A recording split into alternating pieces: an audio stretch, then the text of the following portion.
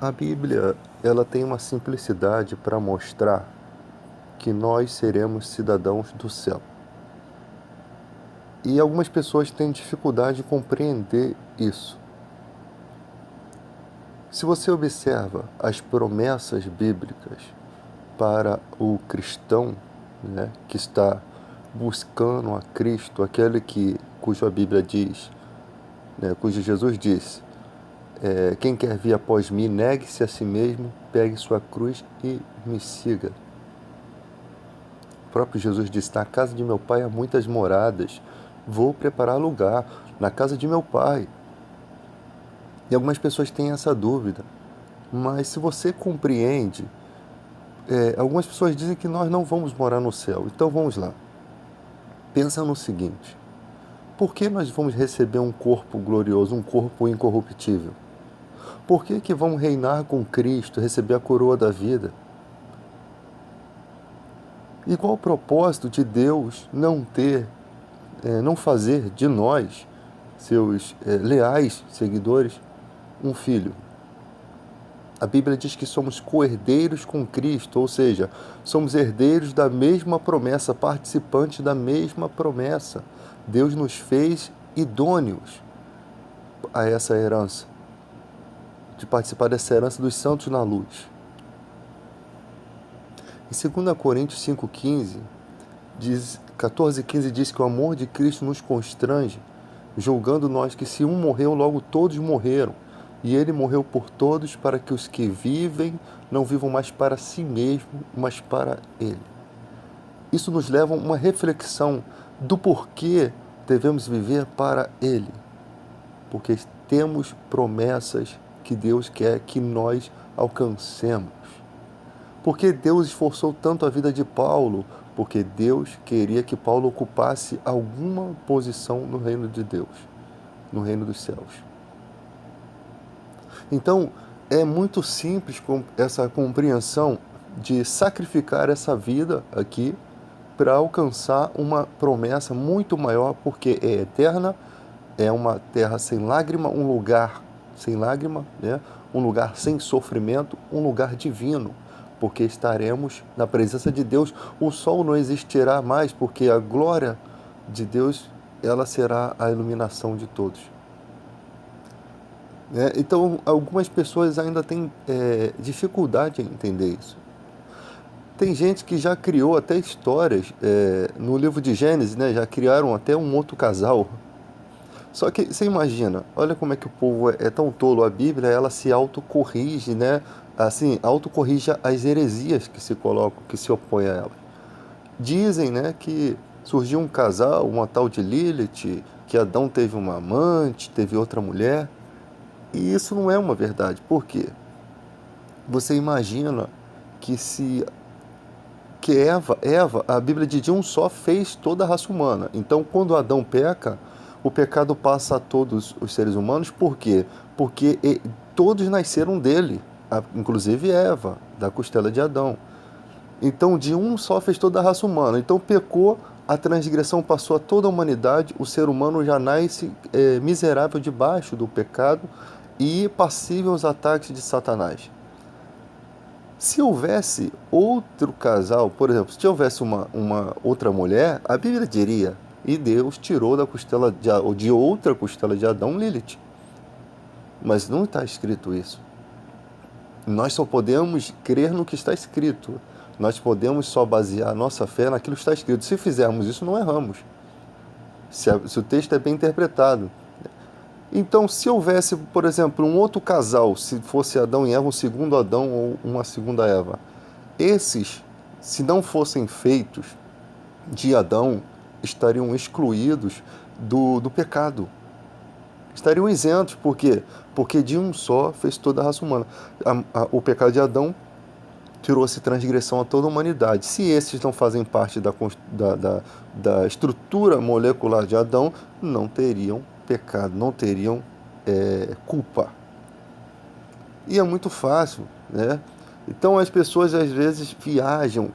Os textos sagrados são muito simples. O propósito do Evangelho não é que você conheça quem foi os dinossauros? Quem foi os Homo sapiens? Não é para que você conheça isso. O propósito é conhecer a Cristo. Deus, ele cria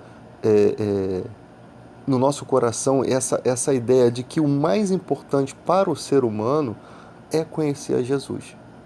É saber quem é Jesus. Porque Jesus, ele é a revelação do propósito da sua vida. Exatamente isso. Jesus é a revelação do propósito da sua vida. O que você veio fazer aqui nesse mundo.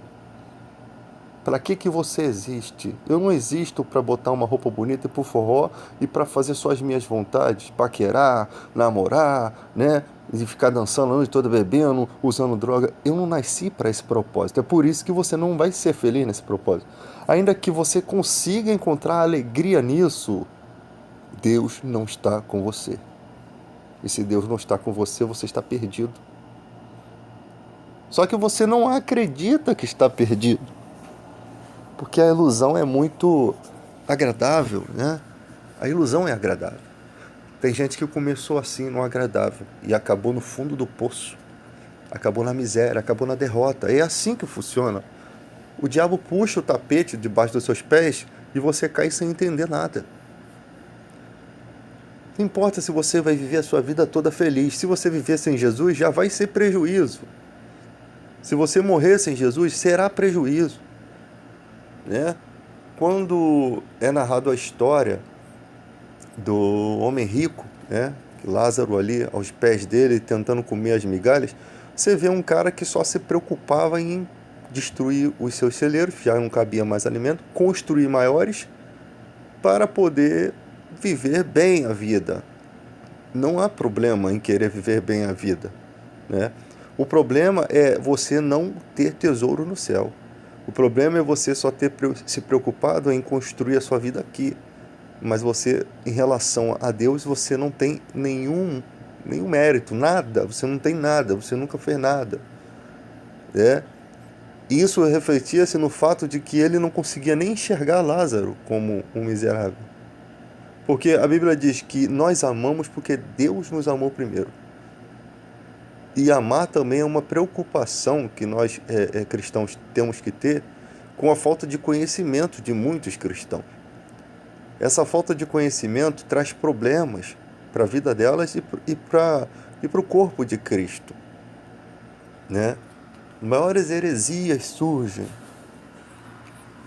Eu sei que você consegue viver em uma denominação que tenha heresias. Tem heresias que ela não tem nenhum poder assim para destruir a sua vida. Você consegue viver bem ali, porque a Bíblia, ela por mais que você tenha, imagina, você não conhece toda a Bíblia, você sempre tem alguma coisa que desvirtua, né, por um lado de um pensamento assim imaturo. Não tem problema. O problema maior é quando ela começa esses pensamentos começam a fazer você acreditar que você é diferente, que você pode pecar, né? Que Jesus já levou os teus pecados, então se você pecar, ele já carregou mesmo. O problema é quando esses pensamentos começam a te jogar na transgressão. Enquanto você está se inclinando para a santidade, não há problema algum. A verdade, ela vai se revelando a cada dia. Né? Agora, uma coisa que eu aprendo na Bíblia, tem que ter humildade para deixar as coisas que estão, os pensamentos errados no seu coração. O Evangelho de Cristo, ele quebra toda a arrogância humana, toda a prepotência. Se você acha que uma coisa é de um jeito e o Espírito Santo te revela e diz que não é daquele jeito, não tem como não se submeter àquilo que o Espírito Santo diz. Porque é ele que convence o mundo do pecado, da justiça e do juízo. A fé, ela vem por meio da pregação da palavra. Quando você lê Isaías 55, 10 e 11, diz que a palavra de Deus, ela é como uma chuva do céu que não volta para o céu, para as nuvens, né? Sem antes regar a terra. E essa palavra nunca volta vazia, porque ela é de Deus. Você quando prega, essa mensagem, ela cumpre o objetivo. Por mais que você não veja aquilo acontecendo na hora, ela tem um efeito. Por isso que a Bíblia diz: pregai a tempo e fora de tempo. Porque a palavra tem poder, ela não está presa a nada, ela não está presa ao tempo, ela não está presa à situação. Pregue a tempo e fora de tempo e aproveite as oportunidades. Que olha as oportunidades que você tem hoje. Se os cristãos estivessem realmente pregando, né? O que nós vemos hoje em dia são pessoas querendo pregar para poder extrair das pessoas algum bem material. É pessoas que querem seguidores no YouTube, são pessoas que querem construir uma igreja virtual para depois fazer uma igreja física, mas que o propósito essas pessoas aos céus. O propósito é se aproveitar dessas pessoas, da fé dessas pessoas, explorar, ganhar dinheiro com essas pessoas. É como se você estivesse panfletando para a sua igreja, né? Panfletando. E o mundo é um misto de pessoas que estão sofrendo. Você não consegue enxergar que esse sofrimento ele pode ser ajudado somente por quem é um servo de Deus verdadeiro. Um mercenário não tem poder para ajudá-las. Ele vai colocar mais calvário, mais sofrimento na vida dessas pessoas. Então, o cara tá ali fazendo oração e roda, tudo que é exagerado a gente já desconfia. E pula, e mostra uma expressão corporal para poder impressionar. O cristão não precisa de nada disso. Ele tem o poder na palavra, o poder não é dele, o poder está nele. O poder é da palavra de Deus. O mérito é de Cristo. Ele não precisa sair quicando, pulando, esperneando, gritando, né? Às vezes você está pregando no calor da emoção, você às vezes exagera, mas não, isso não é uma constante. Você ficar pulando, querendo impressionar, querendo mostrar uma quantidade de unção que no momento não está tendo. E é sempre a mesma coisa. Para pregar tem que ter essa emoção. E isso é ridículo. É muito ridículo, porque Jesus era cheio do Espírito Santo, cheio da presença de Deus, ele é o próprio Deus, e não ficava pulando. Tu vê como Jesus ensinava? Se assentava, às vezes o povo se assentava, ele ficava em pé, ensinando tranquilamente, com palavras suaves, palavras doces, equilibrado. O Espírito Santo nos dá moderação, nos dá equilíbrio. Tudo quanto é desequilíbrio mostra que há alguma coisa errada. E a pregação, ela é inquestionável. Sabe por quê? Porque ela não ultrapassa limite. Ela está limitada ao conhecimento da palavra. Qualquer pessoa, qualquer cristão de qualquer canto do mundo, se for interpretado, se for traduzido para a língua delas, e elas tiverem uma Bíblia e conhecerem o Evangelho, essa tua pregação aqui no Brasil chega lá onde ela está. Sabe por quê? Porque é a mesma. Um só Espírito, uma só fé. Toda igreja que tenta se diferenciar disso, a minha é melhor, vem para cá, Brasil, aqui tem milagre, é uma igreja que está rebelde. Porque a igreja age em conjunto. Igrejas que não se unem, igrejas que eu falo de verdade, não estou falando ecumenismo, não. A união de todas as religiões, porque não dá para fazer isso. O evangelho não dá destra de comunhão para qualquer pessoa. Você imagina lá João brigando com os cristãos lá que davam moradia para falsos profetas, falsos pregadores, né? Mercenários da fé. Não pode dar destra de comunhão para quem não prega a verdade. Nós só pregamos a verdade porque o Espírito Santo nos revelou a verdade. O mundo não conhece o Espírito Santo, não pode ver, não entende. Mas quem tem o Espírito Santo sabe quando uma pregação é verdadeira. Por quê? Porque é um só Espírito, uma só fé. E quando essa pregação se desvirtua disso, todo o corpo compreende que aquela mensagem não veio de Deus. Porque nós temos que pensar numa coisa. Você está vivendo uma geração que possivelmente você pode não enfrentar o anticristo, mas a gente sempre vive nesse pensamento. Como que a igreja do século XXI vai enfrentar o anticristo se as pessoas vão para a igreja para buscar bens materiais? A igreja parece a forever. A igreja do século XXI parece a Forever. Promessas vazias, promessas mentirosas, falsos testemunhos. A igreja é comércio. Como é que vai enfrentar um anticristo que vai vir fazendo milagres, que vai vir trazendo talvez prosperidades, fazendo coisas boas, porque ele é o anticristo, mas ele se parece com Cristo, ele vai tentar de tudo se assemelhar a Deus. Então, essas pregações são fajutas, elas não... vocês têm que pensar, cara, que você está aqui não por você, você está aqui por uma geração que vai vir. Se o evangelho não for mantido fiel, não for mantido íntegro, as próximas gerações vão pegar migalhas do evangelho e vão ter que enfrentar o anticristo se escandalizando. Não vão conseguir perseverar até o final. Então a gente não pode afrouxar. Então as pessoas, você não pode julgar cada igreja. Não existe cada igreja, só existe um evangelho. Se está vindo para o lado do evangelho dizendo que é de Cristo, pode tomar uma martelada, porque não é de Cristo, não se assemelhando, tentando se assemelhar a Cristo, eu tenho o meu direito de criticar e de questionar de acordo com a palavra. Se quer ser outra religião, outra seita, viva, não coloque o nome da tábua aí da tua igreja de igreja. Coloque de seita, coloque de outra coisa, mas não de igreja. Se colocou de igreja, tem que levar a pedrada. Tem que levar a chuva de pedrada se está pregando errado. Por quê? Porque nós estamos defendendo o Evangelho de Cristo. E isso tem que ser defendido. Você não vê nenhum cristão deixando de defender isso. Paulo ia lá, desafiava os judeus. Por quê? Porque os judeus traziam a lei. Então, se a falta de lei estava acontecendo no lugar, a idolatria estava chegando naquele lugar, é porque os judeus não estavam conseguindo combater a idolatria, não estavam influenciando. Então, Paulo ia lá, o espírito dele se comove em certa cidade. Por quê? Porque viu a idolatria maior, crescendo mais do que o cristianismo. Não pode. É o cristianismo que é o brilho, é o que é o poder para destruir aquilo. E Paulo chega primeiro contra os judeus e questiona para querer saber o que está acontecendo. E depois ele vai lá e prega. Ele não quebra nada da idolatria, e simplesmente ele chega pregando um Jesus. Quando você vê ele pregando lá que havia um altar ao Deus desconhecido, ali aquele altar existia, porque numa época passada aconteceu uma grande praga que devastou aquela cidade. E chamaram um homem chamado Epimênides, que era um profeta, filósofo da época também, que conhecia um Deus desconhecido.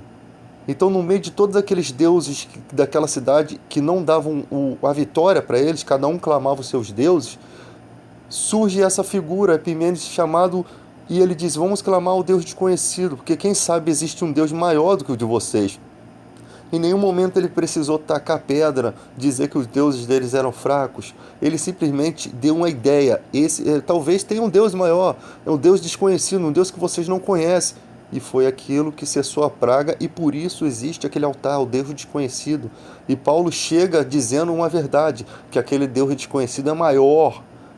Ele não precisa ser servido por mãos humanas, ele não tem uma imagem, ele não é visível, mas ele já teve sucesso naquela cidade, ele logrou êxito em dar a vitória quando os deuses daquele povo nunca deu vitória, ou seja, ele desmistificou aqueles deuses sem ao menos quebrar uma imagem, porque ele estava pregando Deus. Então a liberdade de expressão, se um tinha direito de crer num Deus, ele também tinha direito de crer no Deus invisível dele, e foi assim que Paulo, dessa linha, começa a pregar e converteu alguns.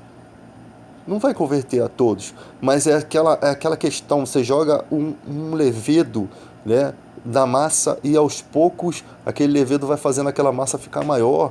O evangelho é assim, é uma semente que vai germinar, porque ela tem o alimento divino, ela é nutrida pelo reino de Deus. Então o povo permaneceu na ignorância no passado, mesmo depois do Deus desconhecido, né, ter salvo aquele lugar, né, e aquela nação.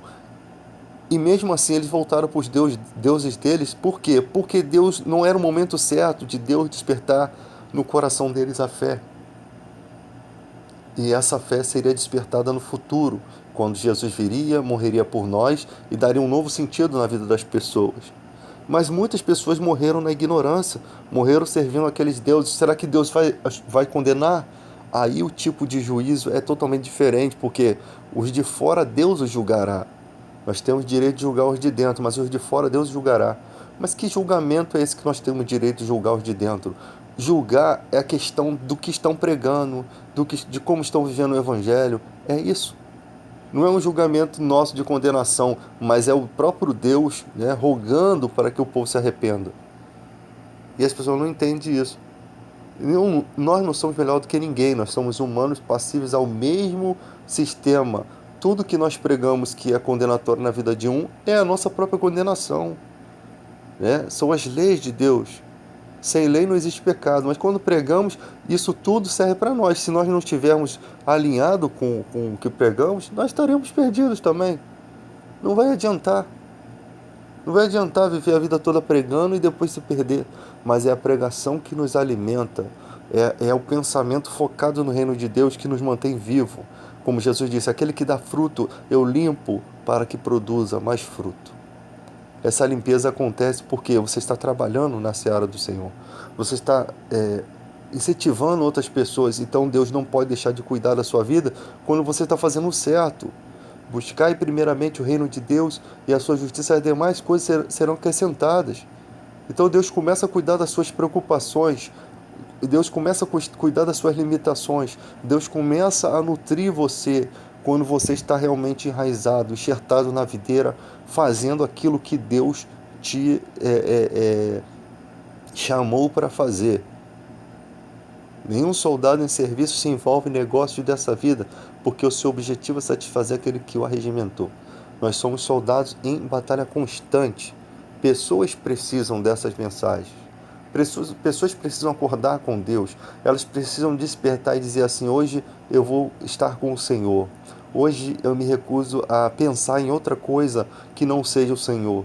Hoje eu me recuso a ter os meus pensamentos tomados por qualquer entretenimento. Eu preciso ter bastante tempo com o Senhor. Eu preciso ter o meu monte das oliveiras no meu pensamento. Eu preciso estar quieto no meu canto, lendo o meu livro, a minha palavra de Deus, lendo um comentário bíblico, estudando a Bíblia, ouvindo um louvor. Eu preciso me cercar e criar forças. Por quê? Porque o mundo jaz no maligno, porque a carne é fraca, o espírito está pronto. O espírito diz, eu quero Deus, papai, vem pai. Mas a carne diz, não, eu quero o mundo, eu quero o pecado, eu quero a fraqueza, eu quero a alegria do mundo. Como os israelitas com saudade das cebolas do Egito, né? É o povo de Deus com saudade da época de pecado, da época da juventude, a carne sendo subjugando os pensamentos. Não pode, é o Espírito que tem que subjugar a carne, porque ele é mais poderoso. O Espírito de Deus em nós é mais poderoso. O Espírito Santo é intercessor, e é o intercessor que é ouvido por Deus. Ou seja, os gemidos inexprimíveis, a oração, o clamor forte que o Espírito Santo faz sobre a nossa vida é ouvido por Deus, e com certeza Deus nos abençoa. É isso que nos mantém de pé. Nós somos tão fracos que não sabemos nem orar como convém. Então, se nós não sabemos orar, pelo menos vamos tentar orar, vamos tentar nos ligar com Deus, fazer alguma coisa que possa nos mover para frente, um esforço para frente, carregando a nossa cruz a cada dia. É isso que nós podemos fazer. Então Deus vê que na medida do possível nós estamos tentando alcançá-lo, mas como se tivesse uma tempestade de imundície, de demônios impedindo, nós estamos esticando a nossa mão, nós estamos a cada dia em busca, e Ele vai nos buscando, Ele vai nos puxando com uma corda celestial, Ele vai nos levando para a presença dEle, nos dando sempre inspiração, o que você vai estudar, o que você vai pregar, nos dando sempre nutriente no nosso pensamento, nos dando sempre aquela sensação de que temos as primícias do Espírito Santo. É quando você acorda, mesmo você não tenha muita coisa, mas você está feliz por ter Jesus. Você pode não ter muita coisa, mas se você não tem felicidade porque tem Jesus, você não está vivendo o reino de Deus, você não está vivendo na fé. Tem gente que eu estou desempregado, estou tão triste. Você tem Jesus, você tem possibilidade. Você tem que acreditar que se Jesus disse que Deus cuida das aves do céu, que não plantam nem semeiam, não vale mais nós do que as aves do céu. Deus cuida das plantas que nascem hoje somente por aquela beleza de um dia, e o sol vem logo e a queima. E essas plantas não têm pensamento, não têm sentimento, não são pais de família, não têm animais para cuidar, não têm afetos, não têm casa. Mas elas nascem por um dia e Deus as faz bonita e o sol logo destrói e no outro dia nasce outra. Se Deus ama essas plantas, se Deus faz tudo perfeitamente na vida delas, por que nós não valemos mais nós, homens de pequena fé? Pessoas que têm sentimentos, pessoas que sofrem. Não estaria mais Deus interessado no nosso sofrimento, nas nossas lágrimas, do que a nós mesmos? Então pare de ficar chorando, creia, acredite, porque a fé é o que Cristo quer nos ensinar. A fé remove montanhas. Se você tiver fé de ser para a montanha, te lança-te no mar e crê, isso se fará. Isso significa de uma forma ilustrativa que tudo é possível àquele que crê. E se você achar que um homem de Deus não pode remover uma montanha, lembre-se dos profetas que pegavam e batiam o cajado no mar e ele se abria. E eles passavam a pé enxuto. Elias, Eliseu. Fé, poder. A fé é o poder. Jesus sempre quis ensinar a fé. O cego de Jericó clamando: "Se Jesus, filho de Davi, tem misericórdia de mim." Jesus passando direto e aquele homem não desiste, sabe por quê? Porque a fé, ela é uma linha reta, ela não para enquanto não alcança o seu objetivo.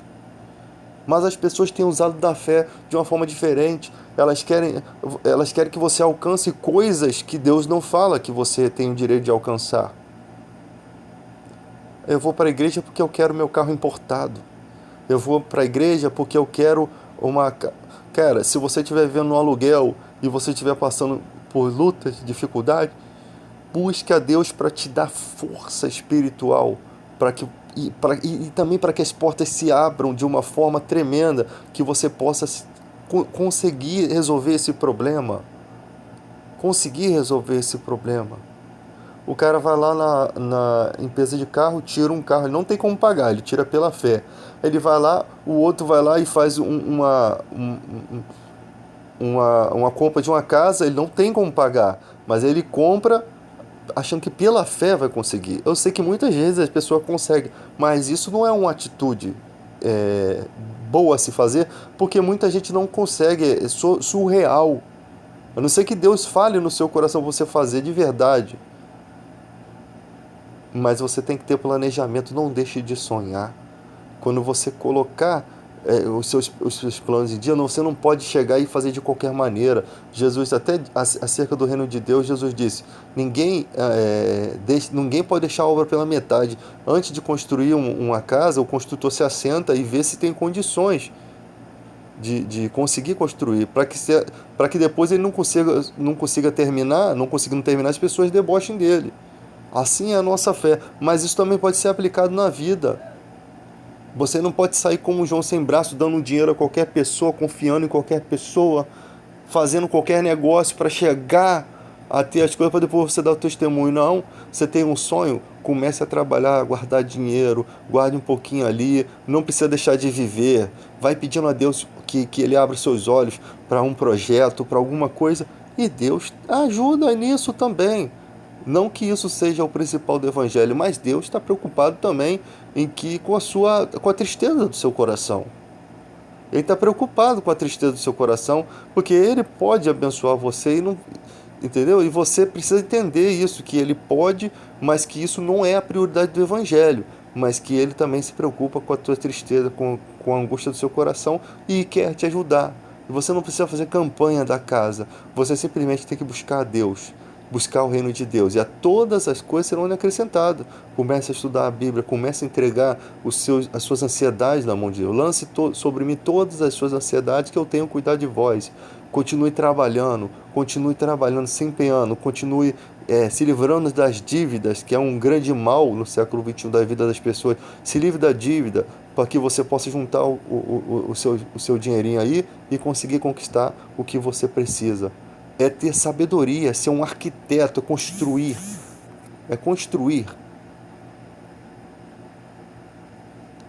Você tem que ter sabedoria espiritual e física. Não basta só ser uma pessoa de oração e não ser uma pessoa inteligente nos seus gastos. né? Tem gente que quando tá com dinheiro na mão parece Silvio Santos. Quem quer dinheiro? E sai distribuindo dinheiro para tudo quanto é lado e quando vê fica sem. Faz a alegria de todo mundo, mas não participa dos frutos, não tem alegria. E isso às vezes é um erro que as pessoas cometem.